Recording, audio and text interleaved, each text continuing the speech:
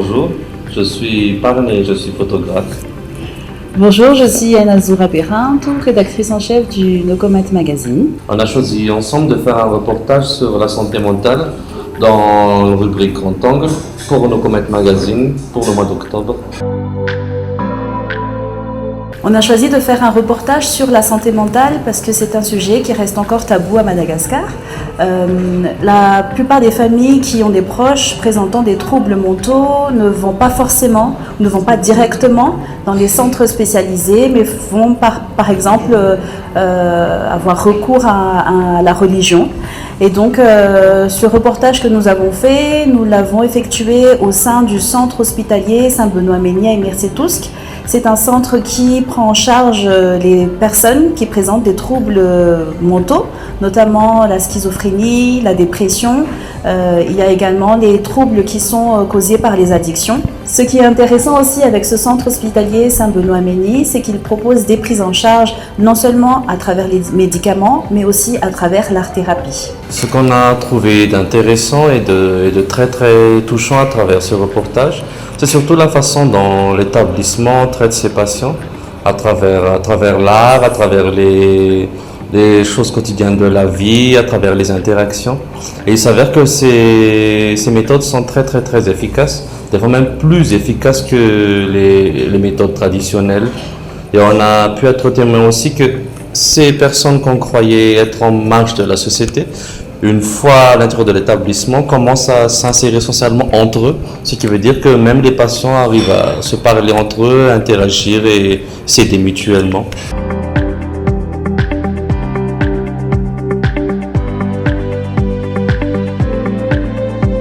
Sur la première photo, on a un patient qui a, avec ses troubles comportementaux, évite surtout les interactions verbales et surtout physiques avec quiconque.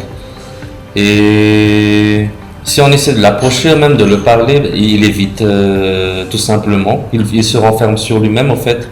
Mais après quelques temps, grâce à la patience des médecins et des personnes, même des patients autour de lui, qui côtoient tous les jours, il a commencé à s'ouvrir petit à petit, à avoir confiance envers ses amis et tout le monde qui était autour de lui. On voit là sur la photo sa main qui tenait un des soignants en marchant pour sortir dehors pour faire un peu de sport et de yoga. Et cette photo a l'air anodine, mais pour lui c'est vraiment un très très grand pas déjà de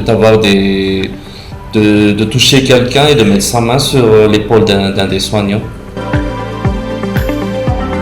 Sur la deuxième photo, on voit une dame à côté d'un lit. En fait, c'est la mère d'un garçon qui se couvre la tête, comme on voit sur la photo. Et là, on voit bien que la situation ne touche pas seulement les patients, mais aussi toute la famille. Et ce qui est vraiment normal parce que déjà la source des troubles, la plupart du temps, vient de la société ou de la famille.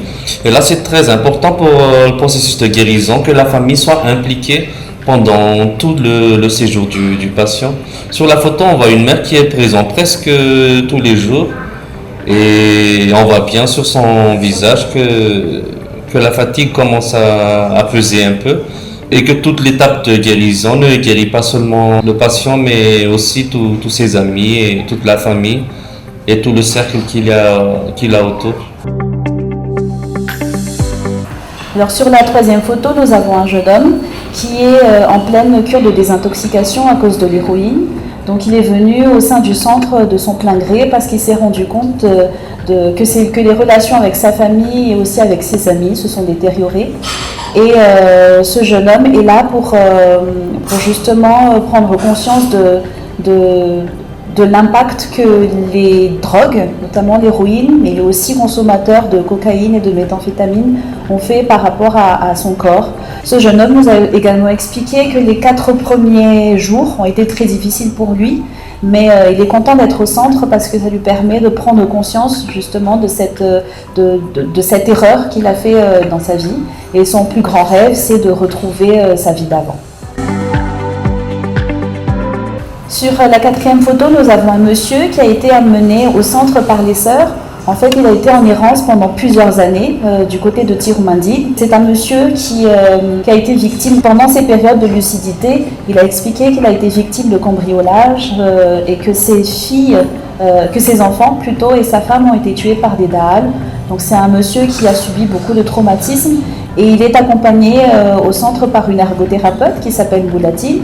Donc ce monsieur suit des séances d'ergothérapie avec Boulatine qui est étudiante et qui prépare sa maîtrise d'ergothérapie spécialisée en santé mentale. Et cette étudiante, Boulatine, lui propose des jeux pour qui lui permettent d'établir une évaluation. Et à travers cette évaluation, elle pourra proposer un programme qui sera adapté à la pathologie de la personne pour l'aider à la réinsertion sociale. Et sur la dernière photo, comme on a expliqué pendant le choix du sujet, c'est que le centre hospitalier Saint-Benoît-Mény Almerti-Tousk propose des prises en charge non seulement à travers des médicaments, mais également à travers l'art-thérapie. Donc les différentes pathologies sont traitées, entre guillemets, grâce à l'art-thérapie.